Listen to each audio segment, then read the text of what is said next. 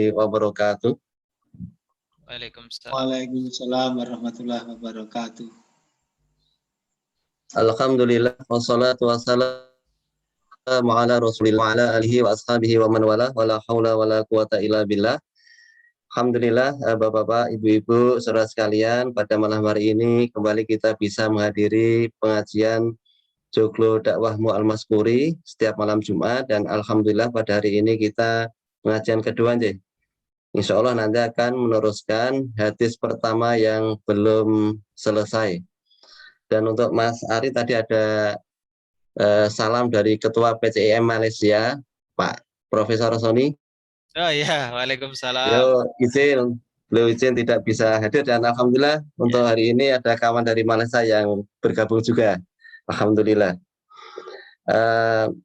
Kemarin alhamdulillah malam Jumat kemarin kita sudah memulai untuk hadis yang pertama terkait dengan niat. Ya, ada beberapa hal yang kita catat. Yang pertama, niat ini merupakan suatu yang agung. Kemudian para ulama menyampaikan bahwasanya niat ini adalah sepertiga dari ilmu atau sepertiga ibadah Islam. Dalam ibadah ada dikenal ibadah dengan hati, ibadah dengan perkataan, dan ibadah dengan perbuatan. Kemudian dari catatan kemarin juga kita catat bahwasanya dianjurkan bagi kita setiap kita menulis buku ataupun kitab, kita dianjurkan untuk memulai dengan hadis ini, sehingga akan mengingatkan untuk menulis seterusnya. Itu akan meluruskan niat kita dalam menulis. Juga dalam kerangka untuk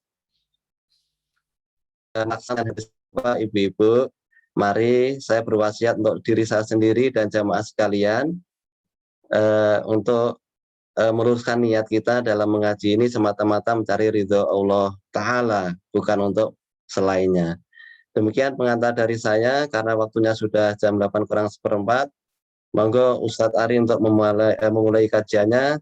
Nanti diberi waktu untuk pertanyaan sekitar 10-15 menit. Mas Ari, nggih?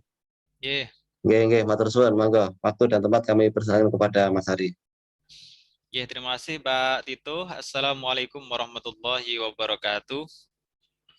Innal hamdalillah nahmaduhu wa nasta'inuhu wa nastaghfiruh wa na'udzu billahi min syururi anfusina wa min sayyiati a'malina may yahdihillahu fala mudhillalah wa may yudlilhu fala hadiyalah. Asyhadu an la ilaha illallah wahdahu la syarikalah wa asyhadu anna Muhammadan abduhu wa rasuluhu la nabiyya ba'dah. Bapak Ibu sekalian yang berbahagia, kita biasakan diri untuk bersyukur terhadap yang Allah karuniakan kepada kita, karena nikmat Allah itu akan terus mengalir kepada kita sebagai hambanya sekalipun kita tidak memintanya. Termasuk pada malam hari ini kita masih diberikan kesehatan, masih diberikan kesempatan, sehingga sekalipun kita tidak meminta, kita masih bisa merasakan dua nikmat agung yang amat besar itu. Dan alhamdulillah pada malam hari ini kita bisa mempergunakan nikmat itu untuk bersama-sama thalabul ilmi, menuntut ilmu. Bapak Ibu sekalian yang berbahagia, seperti yang tadi disampaikan oleh Pak Tito, pada pertemuan yang lalu kita sudah membahas sebagian mengenai syarah atau penjelasan dari hadis yang pertama dari Al-Arba'in An-Nawawiyah. Untuk mengingat kembali kemarin yang kita bahas, saya perlu menyampaikan matan dari hadis tersebut.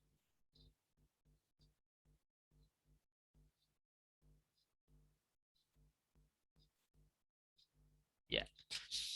Al-hadithul awal atau hadits yang pertama.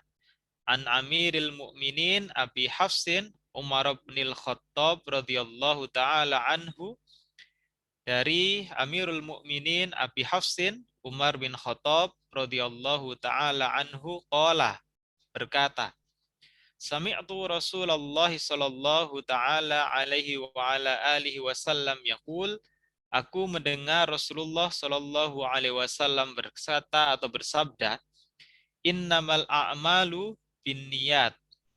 Amalan-amalan itu tergantung dari niatnya.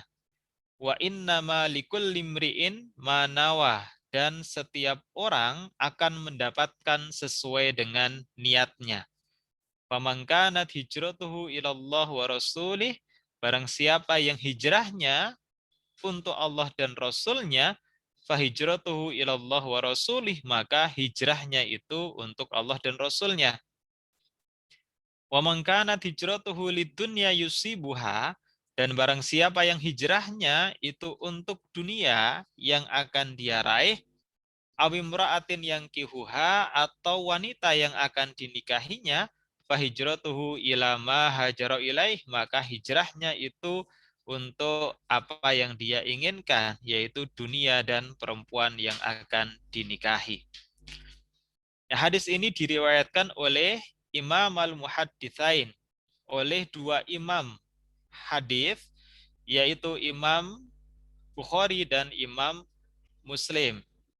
Nah, fi sahihimal ladaini huma as-sahhul kutubil musannafah. Di dalam dua sahihnya, yang dua kitab tersebut, Sahih Bukhari dan Sahih Muslim, merupakan as-sahhul kutubil musannafah, merupakan dua kitab hadis yang paling sahih yang tersusun sampai dengan saat ini. Kemarin kita sudah membahas paragraf pertama bahwa hadis ini merupakan hadis yang kesahihannya tidak diragukan lagi karena diriwayatkan oleh dua ahli hadis yang diakui karyanya itu merupakan kitab yang paling sahih yang tersusun sampai dengan saat ini terkait dengan hadis. Kemudian yang kedua, bahwa hadis ini dikatakan sebagai thuluthul ilmi, sepertiga dari ilmu. Sebabnya apa? Sebabnya karena amalan manusia atau amalan hamba terdiri atas tiga, yaitu amalan hati, amalan lisan, dan amalan anggota badan. Dan niat merupakan ahadul aqsamit salasah. Niat itu merupakan salah satu dari jenis amalan seorang hamba tersebut, yaitu merupakan amalan hati. Dan ada juga yang mengatakan bahwa hadis ini adalah thuluthul Islam, sepertiga dari Islam. Kemudian yang berikutnya, kemarin juga sudah kita bahas bahwa ulama mensunahkan untuk membuka karya-karya yang ditulis dengan hadis innamal a'malu binniyat, dengan hadis innamal a'malu binniyat ini. Kalau kita bukan sebagai penulis atau pengarang kitab, maka bisa dimaknai bahwa ketika kita ingin melakukan amalan ibadah atau amalan syar'i, terlebih dahulu disunahkan untuk mengucapkan hadis innamal a'malu binniyat. Ketika mau mengajar, ketika mau kuliah, ketika mau bekerja, sepanjang itu merupakan amalan-amalan syar'i atau amalan yang bernilai sebagai ibadah, maka disunahkan untuk terlebih dahulu mengucapkan hadis innamal a'malu binniyat. Tujuannya apa? Kenapa para ulama mensunahkannya?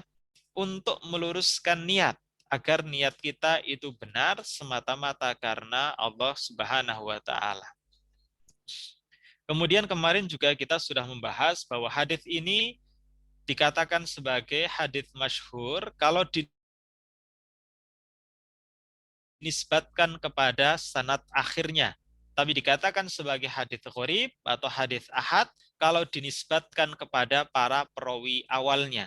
Karena dari Rasulullah diriwayatkan oleh Umar bin Khattab, kemudian diriwayatkan oleh sahabat-sahabat yang lain, dari setiap tingkatan itu hanya satu perawi saja.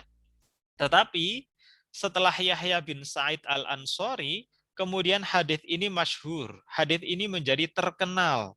Karena apa? Karena ternyata diriwayatkan oleh banyak orang.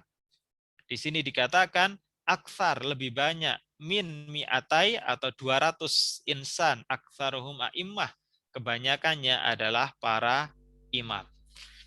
Ini kemarin yang sudah kita bahas, syarah dari Imam Ibnu Daqiq terkait dengan hadis yang pertama, yaitu tentang niat.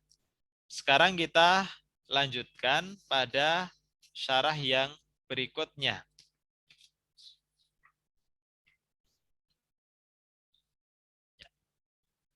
Walafdhatu innama lil hasr. Di dalam hadis tersebut ada kata innama. Tidak al-a'malu binniyat. Amalan-amalan itu tergantung dari niat. Tetapi sebelum kata al-a'mal itu ada kata innama. Nah, lafat innama ini dikatakan oleh Ibnu Dakik lil hasr, untuk membatasi. Tuthbitul madhkura wa tanfi ma'adahu. Jadi menetapkan apa yang tersebut di dalam lafat tersebut, wa tanfi ma'adahu, dan meniadakan atau menafikkan apa yang tidak disebutkan. Nah, misalnya dalam kalimah syahadat, asyhadu alla ilaha illallah. Di situ ada itsbat, penetapan. Asyhadu alla ilah, yang ditetapkan itu adalah Allah sebagai ilah atau Tuhan. Di situ juga ada an-nafyu, ada peniadaan. Apa yang ditiadakan? Yang ditiadakan adalah selain Allah. Jadi tidak ada ilah atau Tuhan selain Allah. Menetapkan Allah sebagai Tuhan dan meniadakan selain Allah, berarti tiada Tuhan selain Allah. Itu adalah al-hasr atau pembatasan. Jadi ada itsbat, penetapan sesuai dengan yang tersebut di dalam lafadznya, ada nafyun atau ada peniadaan dari apa yang tidak disebut di dalam lafadz tersebut. Nah, wahia tarotan taqtadil hasrul mutlaqo. Terkadang menuntut pembatasan yang bersifat mutlak.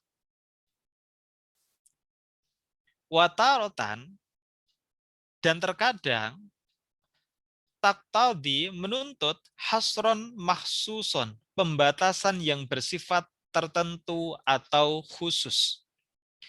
Jadi al-hasr, pembatasan itu ada dua. Ada hasr mutlak, pembatasan yang bersifat mutlak, dan ada hasr mahsus atau pembatasan yang bersifat tertentu. Wa yufhamu dzalika bil qara'ini, dan dipahami itu sesuai dengan petunjuk atau indikator-indikator tertentu. Nah, dicontohkan di sini kaqaulihi ta'ala, sebagaimana firman Allah dalam Al-Qur'an, innama anta mundir. Kamu adalah pemberi peringatan. Mundir itu pemberi peringatan. Ini maksudnya anta itu adalah Rasulullah Muhammad. Anta mundir, kamu itu pemberi peringatan. Awadzahiruhul hasr fin nadharah. Dan yang terlihat di dalam lafadznya adalah terkait dengan pemberian peringatan. Padahal warrasula layan hasiru fidalik. Padahal Rasul itu tidak terbatas hanya terkait dengan hal itu. Tidak hanya terbatas sebagai seorang pemberi peringatan. Ballahu ausofun kathiratun jamilatun.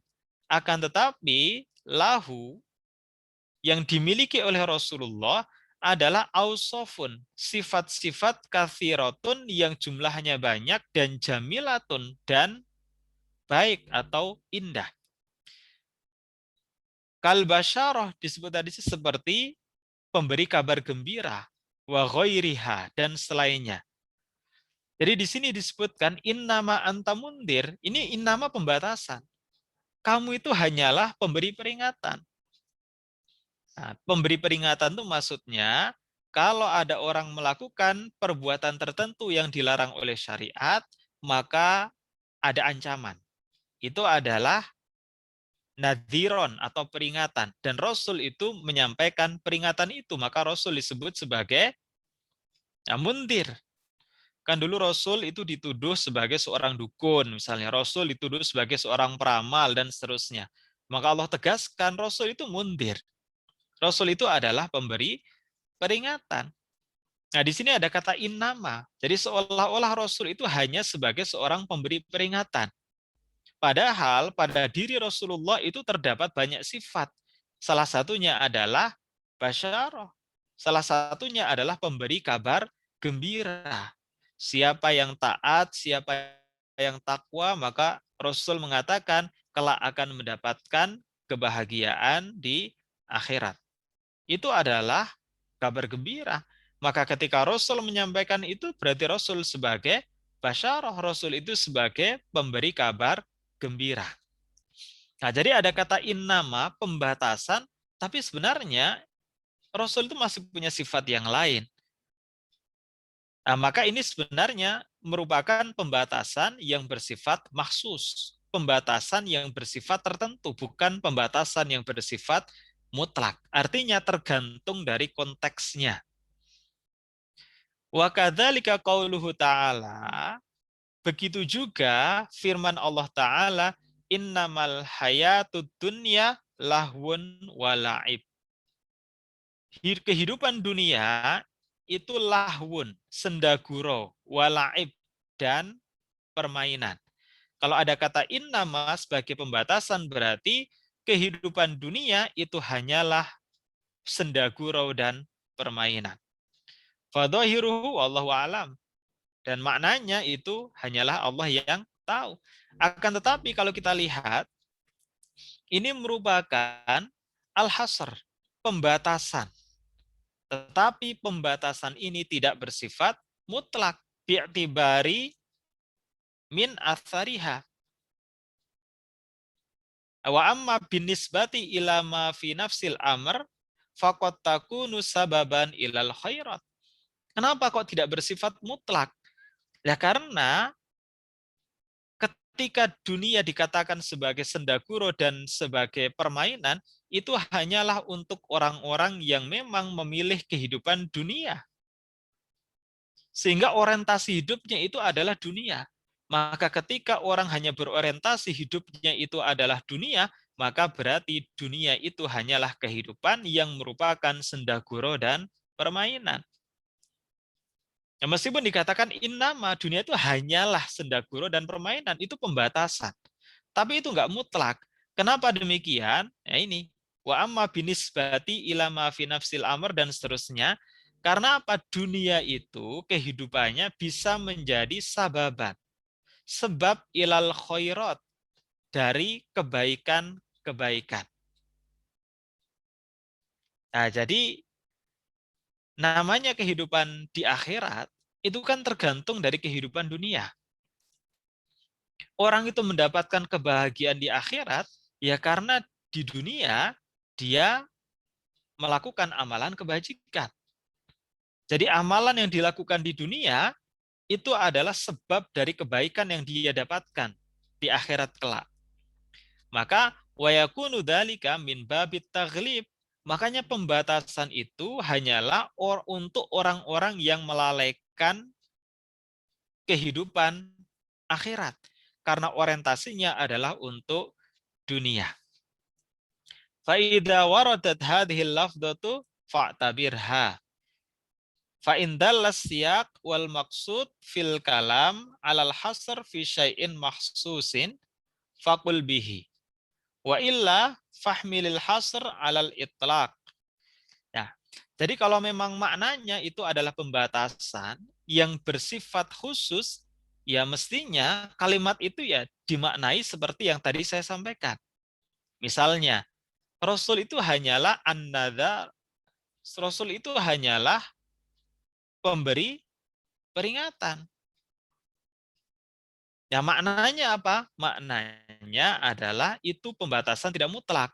Maka di samping itu sebenarnya Rasul itu punya sifat-sifat yang lainnya. Tetapi ketika dikatakan Rasul itu sebagai pemberi peringatan, ya sesuai dengan konteksnya. Karena ketika itu Rasul dituduh sebagai dukun, dituduh sebagai peramal, dan seterusnya. Padahal itu adalah peringatan. Nanti kalau berbuat demikian, maka akibatnya demikian. Sama halnya dengan firman Allah bahwa dunia itu kehidupannya hanyalah merupakan sendaguro dan permainan. Nah, maka harus dibaca dalam konteksnya. Oh, ini untuk orang-orang yang melalaikan kehidupan akhirat. Sehingga orientasinya hanyalah kehidupan dunia. Makanya hayatud dunia, kehidupan dunia itu menjadi sendaguro dan permainan. Beda halnya kalau orientasi kehidupan kita adalah akhirat. Maka dunia itu menjadi wasilah untuk mendatangkan kebaikan-kebahagiaan di akhirat. Ya, kemudian di sini dikatakan, nah ini, wa illa fahmilil hasr alal itlaq. Nah, kecuali kalau memang hasr itu, pembatasan itu bersifat mutlak. Wa min hadza qauluhu sallallahu alaihi wasallam. Nah, hadis innamal a'malu binniyat, ini kata innama merupakan hasr atau pembatasan yang bersifat mutlak. Wal muradu bil a'mal, apa pembatasannya?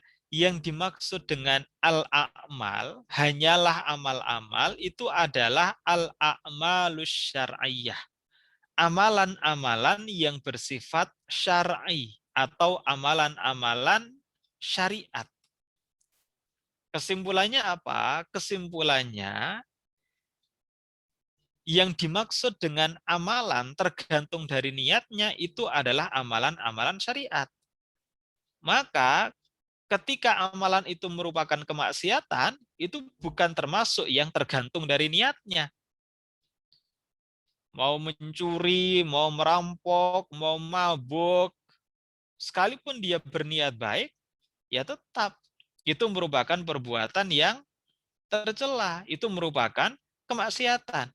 Makanya yang disebut dengan al-a'mal, amalan yang tergantung dari niatnya, jadi amalan itu akan bernilai sebagai pahala atau tidak, itu adalah amalan-amalan syariat. Maka pembatasan al-a'mal di sini maksudnya adalah al-a'malus syar'iyah, hanya amalan-amalan syariah. Maka bukan berarti ketika orang melakukan kemaksiatan, niatnya baik, itu amalannya menjadi baik.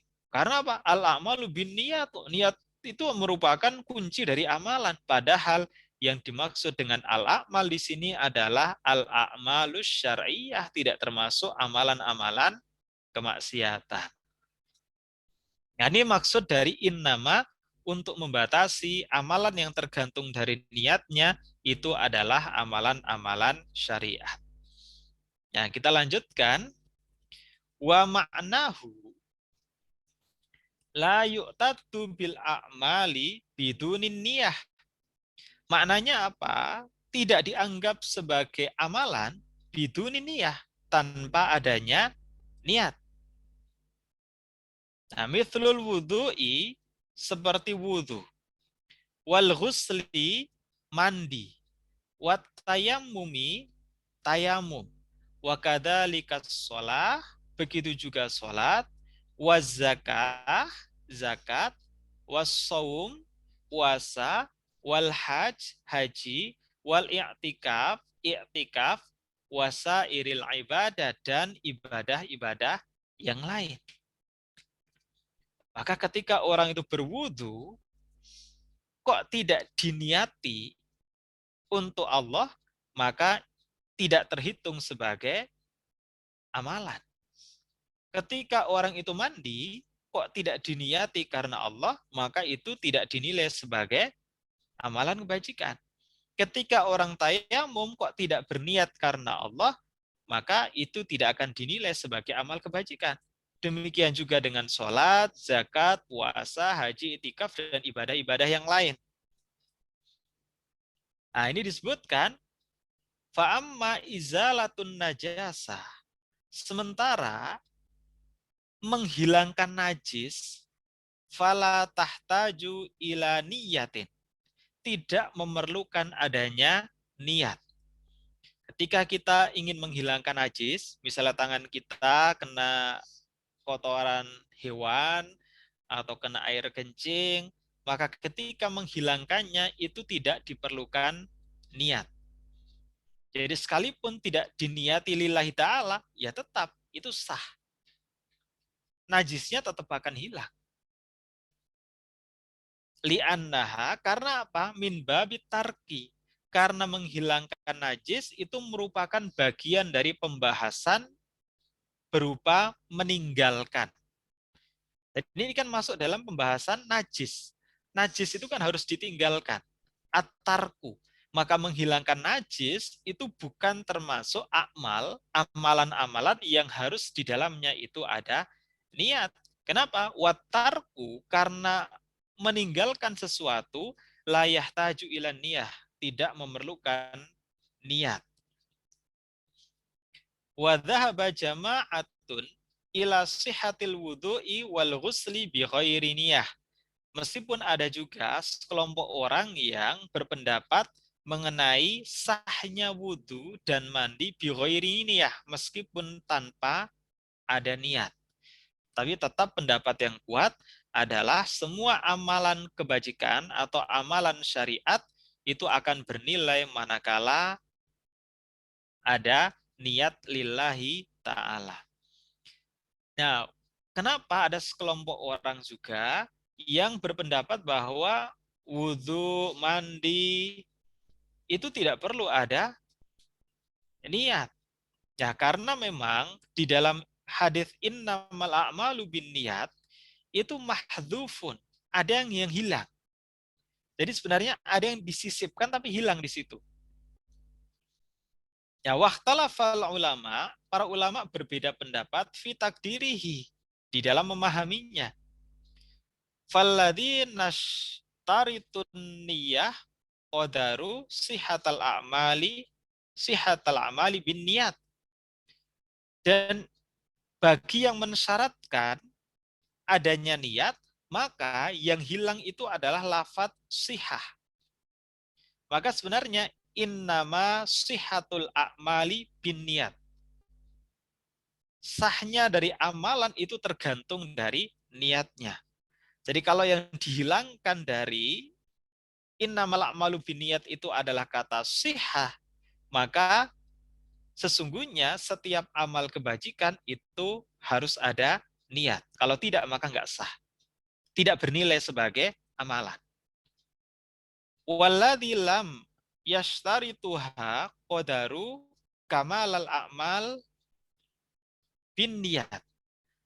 Sementara yang tidak mensyaratkan adanya niat dalam suatu amalan, itu memaknai bahwa yang hilang dari innamal amalu bin niat itu adalah kata kamal. Kalau sihah itu sah, kalau kamal itu bukan sah, tetapi hanya kesempurnaan. Jadi kalau ada yang memaknai innama kamalul a'mali bin niat, maka artinya adalah sempurnanya suatu amalan itu dengan niat. Nah, ketika tidak ada niat, itu amalan tersebut tidak sempurna.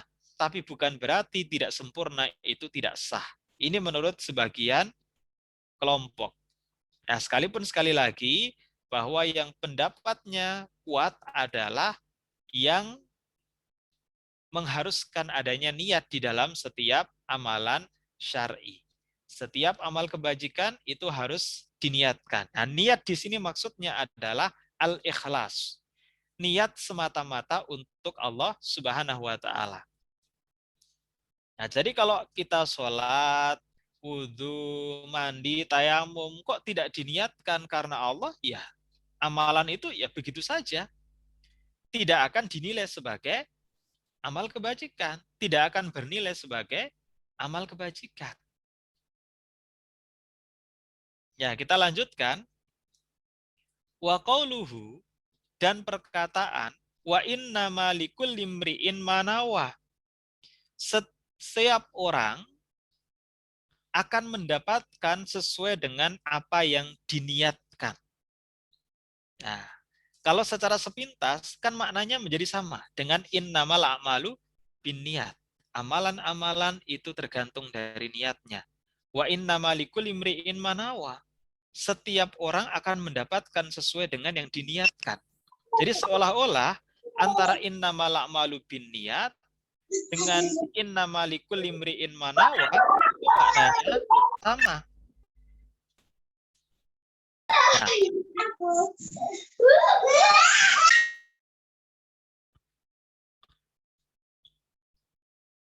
Qala al-Khattabi, Khattabi mengatakan yufidu makna khoson khairul awal. Jadi kata inna malikul imri'in manawa itu maknanya jelas berbeda dari innamal a'malu binniyat. Kalau maknanya sama, tidak perlu ada inna malikul imri'in manawa. Ada inna malikul imri'in manawa itu karena memang punya makna yang berbeda dari innamal a'malu binniyat. Ya, apa maknanya? Wahuwa ta'yinul amali binniyah. Maknanya adalah menentukan amal dengan niat. Jadi kalau innamal a'malu binniyat, ini yang dimaksud adalah niat ikhlas lillahi ta'ala. Tapi kalau yang innamalikul imri'in manawa, niatnya itu adalah at-ta'yin. Niatnya itu adalah menentukan amalan apa yang akan dia lakukan. Wa qala Syekh Muhyiddin An-Nawawi faidatan dzakarahu anna ta'yinal manwi syartun. Jadi Syekh Muhyiddin An-Nawawi mengatakan sesungguhnya at-ta'yinal manwi syartun. Menentukan yang diniatkan itu adalah syarat. Falau kana ala insanin salatun maqdiyatun la yakfihi ayyan wiyas-shalah al-faitah. Jadi di sini disebutkan bahwa menentukan niat terkait dengan amalan yang akan dilakukan itu merupakan suatu keharusan. Nah, di sini dicontohkan bahwa ketika ada seseorang ingin melakukan sholat pengganti, jadi bisa sholat jamak, la yakfihi ayyanuya, maka nggak cukup.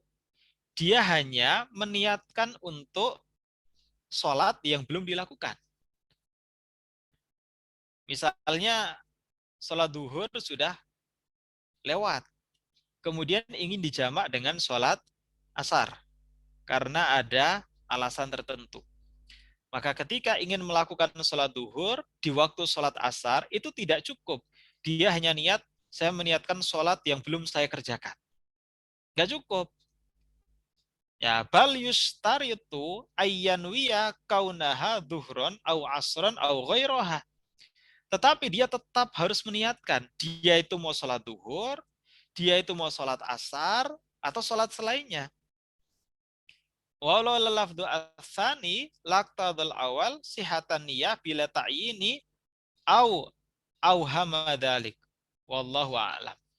Jadi intinya adalah, kalau yang pertama tadi, innamal a'malu binniyat, setiap amalan syar'i itu harus diniatkan lillahi ta'ala. Makna niat di sini adalah al-ikhlas. Sementara innamalikul imri'in manawa, makna dari niat ini adalah at-ta'yin. Menentukan kita tuh mau menjalankan ibadah apa. Kalau kita mau melaksanakan sholat duhur, ya niatnya adalah untuk melaksanakan sholat duhur. Tidak cukup kita meniatkan, ya, bismillah saya mau sholat lillahi ta'ala. Itu sudah innamal a'malu binniyat. Tapi belum memenuhi innamalikul imri'in manawa. Karena apa? Niatnya itu belum tertentu. Dia belum ada niat at-ta'yin. Niat menentukan amalan apa yang akan dilakukan. Maka tadi kan dicontohkan, ketika kita mau menjamak sholat duhur di waktu sholat asar atau jamak takhir, itu tidak cukup, saya mau sholat untuk sholat yang belum saya kerjakan. Allahu Akbar. Itu sudah lillahi ta'ala. Sudah innamal a'malu binniyat. Tapi belum innamalikul imri'in manawa. Karena apa? Dia hanya niat untuk melaksanakan sholat yang belum dia kerjakan. Padahal maksud dia adalah untuk melaksanakan sholat duhur. Maka niatnya itu selain lillahi ta'ala, tetap harus niat lit-ta'yin. Niatnya itu untuk menjalankan sholat duhur, bukan untuk menjalankan sholat yang lain.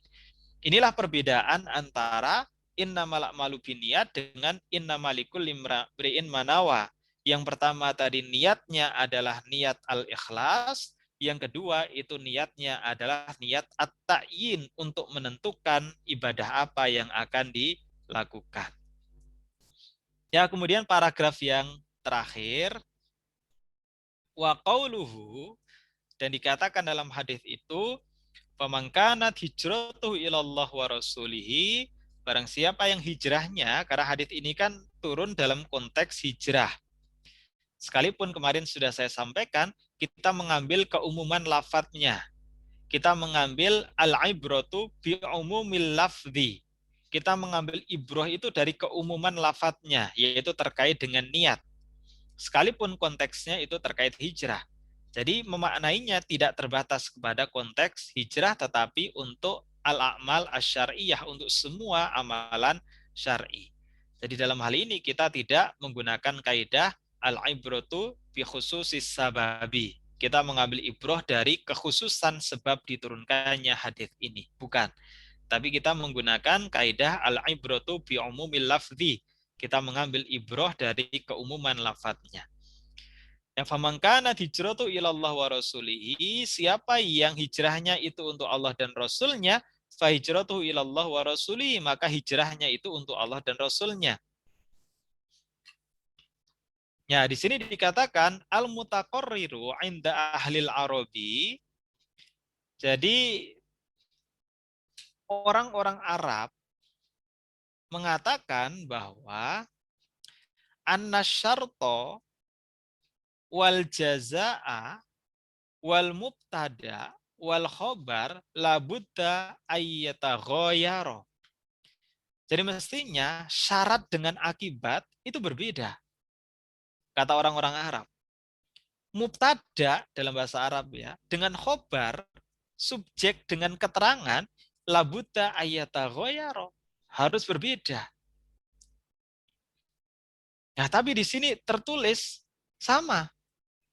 Kalau hijrahnya untuk Allah, maka akibatnya hijrahnya itu untuk Allah. Nah, wahahuna qad waqa'a al-ittihadu. Nah, jadi di sini seolah-olah antara syarat dengan akibat itu sama. Syaratnya itu kalau hijrah untuk Allah dan Rasulnya, jazanya, akibatnya kok sama. Yaitu untuk Allah dan Rasulnya. Nah, jawabannya adalah, jadi makna hadis ini, faman kanat hijratu ilallah wa rasulihi, ini syarat ya. Syaratnya ini maksudnya adalah niyatan wa qasdan. Niat dan maksudnya. Ketika melakukan amalan ibadah atau amalan syar'i, dan niat dan maksudnya itu untuk Allah dan Rasulnya, akibatnya apa? Fahijratuhu ilallah wa rasuli hukman wa syar'an. Akibatnya adalah hijrahnya itu untuk Allah dan Rasulnya dalam hal hukum dan syariat. Artinya apa? Berakibat kepada sahnya amalan itu dan akan mendapatkan balasan sebagai amalan kebajikan. Nah, jadi maknanya siapa yang niat dan maksud hijrahnya itu untuk Allah dan Rasulnya, akibatnya secara hukum dan syar'i, maka hijrahnya itu akan dinilai sebagai amal kebajikan oleh Allah dan Rasulnya. Wahadal hadith waroda ala sababin, dan hadith ini diturunkan atas suatu sebab, li'annahum naqalu, karena mereka menukilkan anna rajulan hajara min Makkata ilal Madinah liyatazawwaja imro'atan. Jadi hadis ini turun karena ada seorang laki-laki yang ikut hijrah dari Makkah ke Madinah liyatazawwaja, untuk menikahi imro'atan, untuk menikahi seorang perempuan. Ya, jadi imro'atan ini kedudukannya kalau dalam kaidah bahasa Arab sebagai maf'ul bih, sebagai objek. Kalau sebagai objek itu berarti dibaca mansub, salah satu tandanya itu adalah fathah. Maka liyatazawwaja imro'atan. Nah, yuqalu laha, perempuan itu dikenal dengan sebutan Ummu Qais. La yuridu bidzalika fadilatal hijrah. Ya laki-laki itu memang dia tidak menginginkan fadilah dari hijrah yang dia lakukan. Afakana yuqalu lahu, maka laki-laki itu dijuluki sebagai muhajiru ummi Qais. Wallahu a'lam. Allah Maha tahu.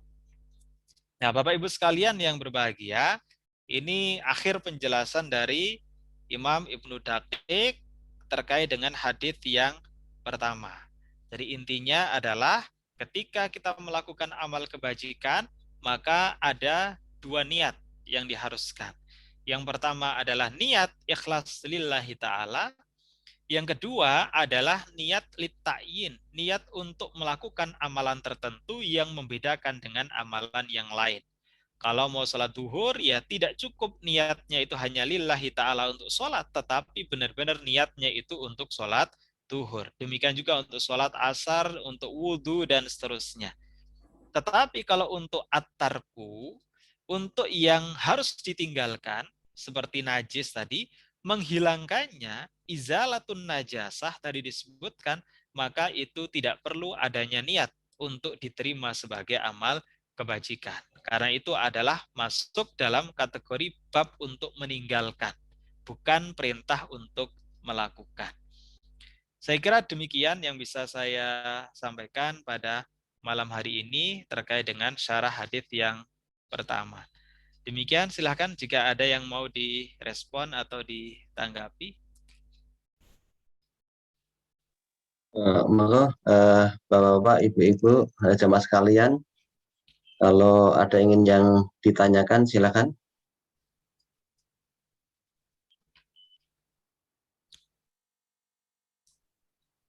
Silakan. Nah, ada yang resen, ada dua, ada Ibu Mintarsih dan Pak Maman Sulaiman. Monggo Ibu Mintarsih. Bu Min, silakan. Monggo Ibu Min. Oke, Assalamualaikum. Waalaikumsalam warahmatullahi wabarakatuh.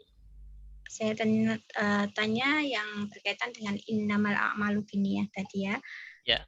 Misalkan gini puasa sunnah kan, puasa sunnah kadang-kadang itu ayyamul bid dengan puasa sunnah Senin dan Kamis itu bersamaan. Misalkan Kamis, Jumat, Sabtu, kan gitu ya. Nah, tetapi kita awalnya itu nggak ada niat untuk ayyamul bid, kita hanya niatnya Kamis, tetapi setelah kita melakukan satu hari, maksudnya melakukan puasa Kamis itu, tiba-tiba ada niatan untuk melanjutkan ayyamul bid.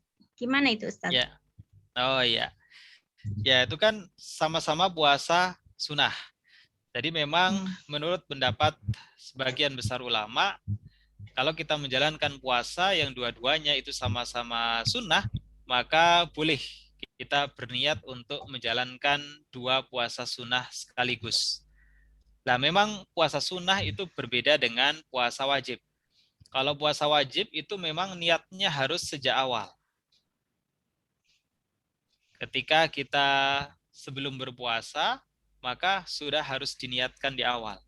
Tapi kalau untuk puasa sunnah, itu niatnya tidak harus di awal.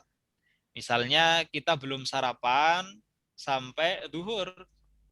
Nah, maka langsung niat, udah sekalian aja lah saya puasa sunnah, itu boleh. Tapi kalau puasa wajib tidak boleh. Nah, oleh karenanya ketika kita mempuasa Senin Kamis, kok ternyata bersamaan dengan puasa Ayyamul Bid, ya sudah, diniatkan sekalian saja untuk puasa Ayyamul Bid, maka itu tidak menjadi persoalan. Jadi kalau untuk sunnah dengan sunnah itu tidak ada masalah untuk dijadikan sebagai satu niat. Yang kemudian juga niatnya itu tidak harus di awal. Ketika kita belum makan, belum minum, sampai jam tertentu, sekalian aja puasa sunnah itu juga diperbolehkan. Jadi beda dengan puasa wajib. Oke, terima kasih Ustaz. Sama-sama. Silakan Pak Maman. Sulaiman. Bismillahirrahmanirrahim. Assalamualaikum warahmatullahi wabarakatuh. Waalaikumsalam warahmatullahi wabarakatuh. Terima kasih penjelasannya Ustadz Ari Wibowo. Ada dua pertanyaan yang ingin saya tanyakan. Yang pertama itu untuk masyarakat awam itu ya, banyak yang berbicara misalkan dia melakukan sesuatu pekerjaan atau anggaplah suatu kegiatan, itu tuh bisa dibilang ya nggak tahu ya, mungkin menurut dia itu adalah sebagai suatu ibadah mungkin. Kan kalau yang tadi dijelaskan di sini adalah ibadah syariah gitu kan, yang apa niatnya itu untuk ibadah yang untuk ada syariahnya, kebajikan. Nah, mereka dengan mudahnya mengatakan dah katanya itu kita niatkan ibadah. Nah ini kan dengan mudahnya dia mengatakan seperti itu. Adakah kriteria atau apa ya standar bisa suatu kegiatan itu bisa dikatakan bernilai ibadah, gitu kan ya? Jadi kan istilahnya batasan bernilai ibadah itu masih kabur. Apakah memang itu diukur dari niatan tadi itu diniatkan untuk ibadah, ataukah memang ibadah itu apa ya? Pokoknya itu saya bingung mendefinisikannya. Mungkin udah paham mungkin ya. Nah, mudah-mudahan. Yang kedua itu tadi yang laki-laki tadi yang mau melaksanakan hijrah dari Mekah ke Madinah. Dari awal pembukaan pertama itu bahwa niat itu berasal dari hati ya. Nah, itu bisa dilihat bahwa laki-laki itu sebenarnya niatannya itu untuk menikahi Ummu Qais tadi itu, apakah bisa dilihat dari gesturnya, ataukah dari apa sehingga asbabul Rasul bisa atau bisa melihat bahwa menjadi cerita ini, menjadi cerita apakah memang dari gesturnya itu si laki-laki tadi itu niatannya hanya untuk menikahi Ummu Qais itu, atau memang dia secara langsung ngomong misalkan gitu ya, saya hijrah itu hanya untuk menikahi Ummu Qais tadi itu. Nah, mungkin itu pertanyaannya. Terima kasih. Terima kasih Pak Maman. Yang pertama, memang tadi dikatakan bahwa yang harus diniatkan itu adalah al-amal asyariyah atau amalan syariah. Amalan syariah itu apa? Ya tentunya merupakan ibadah. Ibadah itu apa definisinya? Ibadah itu adalah ismun jami', nama dari semuanya. Lima yuhibbullah wa yardahu, yang dicintai oleh Allah dan diridhoi. Jadi semua amalan sepanjang itu dicintai dan diridhoi Allah, itu merupakan ibadah. Itu berarti merupakan amalan syariah. Ya tentunya dasarnya adalah Al-Quran dan As-Sunnah. Nah, kemudian bagaimana terkait dengan niatnya? Nah, jadi yang menentukan itu apa? Yang menentukan itu ya sebenarnya adalah amalan kebajikan yang kemudian dia niatkan lillahi ta'ala. Nah, kalau dia melakukan perbuatan apapun yang nggak jelas, ya harus dilihat dulu. Amalannya itu amalan kebajikan atau bukan, menurut penilaian Allah. Amalan itu dicintai nggak, diridhoi nggak oleh Allah. Nah, maka tinggal diinsertkan di situ niat kebajikan, maka akan menjadi amalan kebajikan. Makanya yang sudah sering dijelaskan oleh para ustadz, ada rumusnya. Jadi amalan kebajikan itu adalah ikhlas plus caranya itu sesuai dengan tuntunan Nabi. Sama dengan amal kebajikan. Jadi niat saja nggak cukup, karena tergantung dari amalan juga. Belum tentu niatnya baik, tapi amalnya syariah juga. Bisa jadi tidak sesuai dengan tuntunan Rasul. Atau sebaliknya, bisa jadi amal syariah sesuai dengan tuntunan Rasul, tetapi nggak ada niat keikhlasan, maka tidak sama dengan amal kebajikan.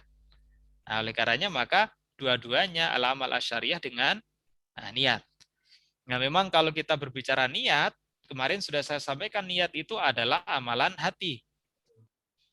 Nah, maka niat itu sebenarnya seperti Quran surat Al-Ikhlas. Namanya surat Al-Ikhlas. Tetapi di dalam surat Al-Ikhlas itu tidak ada sama sekali kata ikhlas. Qul huwallahu ahad, Allahus samad, lam yalid walam yulad, walam yakul lahu kufuwan ahad. Lu kok bisa dinamai sebagai surah Al-Ikhlas? Di dalamnya itu enggak ada ikhlas-ikhlasnya. Nah, itu ikhlas itu enggak nampak. Karena apa? Ikhlas itu adalah amalan hati. Tapi kalau orang sudah bilang, wah ikhlaslah lillahi ta'ala, itu meragukan itu. Benar-benar ikhlas lillahi ta'ala, atau niatnya untuk yang lain, mendapatkan pujian, menampakkan kepada orang lain, dan seterusnya. Yaitu merusak amalan kebajikan seseorang. Kemudian yang kedua, terkait dengan niat hijrah. Kok Rasul bisa tahu sih? Ada seorang laki-laki hijrah niatnya itu untuk menikahi seorang perempuan. Nah, itu tidak dijelaskan memang oleh Ibnu Daqiq. Jadi apakah Rasul itu mendapatkan wahyu ya dari Allah, ataukah ada sahabat yang mengabarkan Rasul itu orang tuh hanya mau menikahi Ummu Qais loh itu.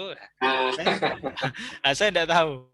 Karena tidak dijelaskan di sini apakah Rasul itu tahu karena dari wahyu ataukah karena ada sahabat yang memberitahu Rasul. Tapi intinya ketika Rasul itu mengatakan, maka kemudian orang-orang menukil ada kisah seorang laki-laki yang ingin menikahi seorang perempuan yang disebut sebagai Ummu Qais. Jadi itu dianggap sebagai asbabul wurud dari hadis innamal a'malu binniyat. Saya kira demikian. Ada lagi yang mau disampaikan? Terima kasih, Ustaz. Sama-sama. Ampun? Jika ada lagi. Mau satu lagi Ustaz Ari dari saya ini. Oke. Mau menambahkan dari yang disampaikan Mas Mamun tadi. Ini sebagai contoh, makan kan sesuatu yang mubah ya. Makan. Tapi itu kalau dia dapat pahala atau tidak, pahalanya banyak atau tidak, itu kan mungkin karena niatnya juga gitu ya. Makan kalau kita niatkan, sebenarnya makan itu biasa-biasa saja gitu ya, mubah gitu ya.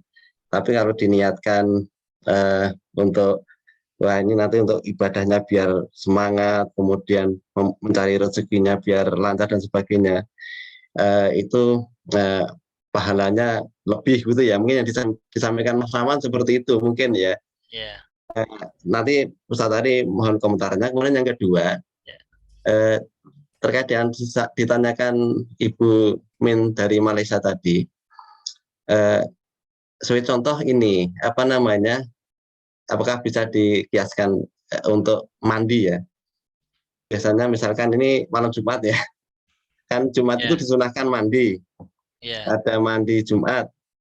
Kemudian kalau orang junub gitu ya, seorang junub, apakah boleh mandinya itu jadi satu, kita niatkan mandi junub dan mandi Jumat sekalian, ataukah harus mandinya 2 kali gitu ya?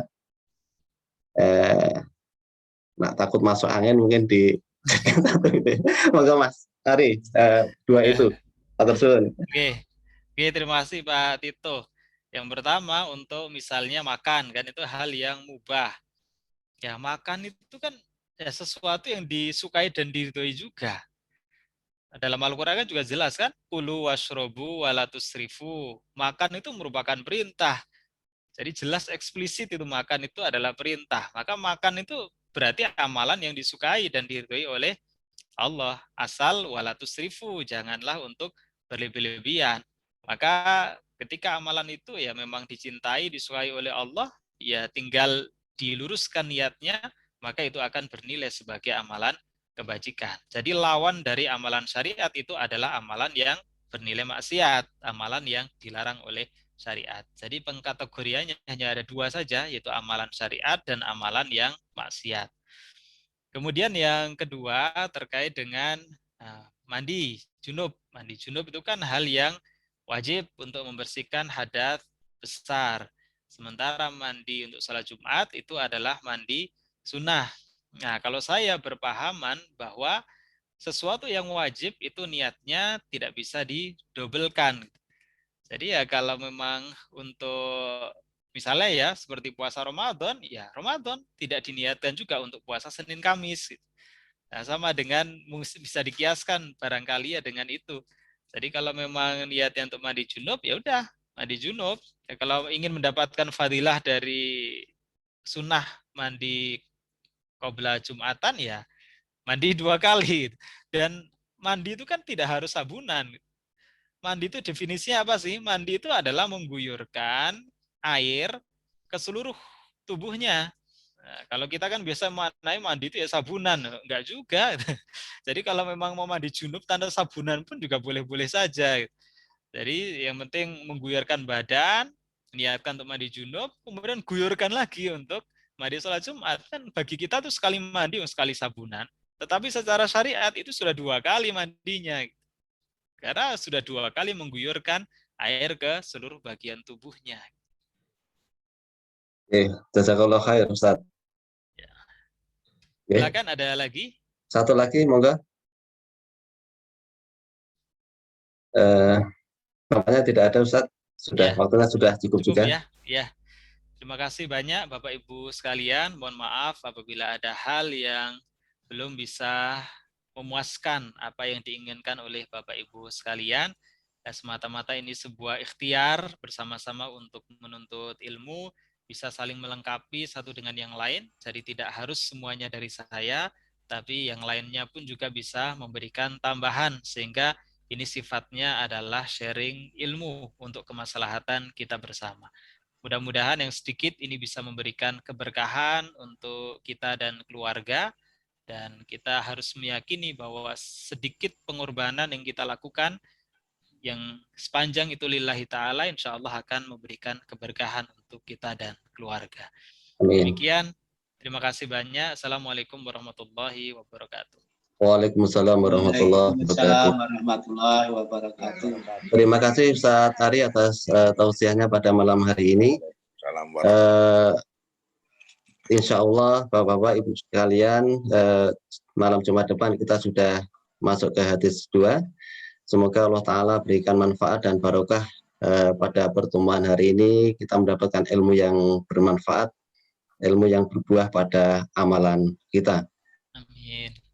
Teman-teman sekalian, mari tutup pengajian pada malam hari ini dengan hamdalah dan kafaratul majelis.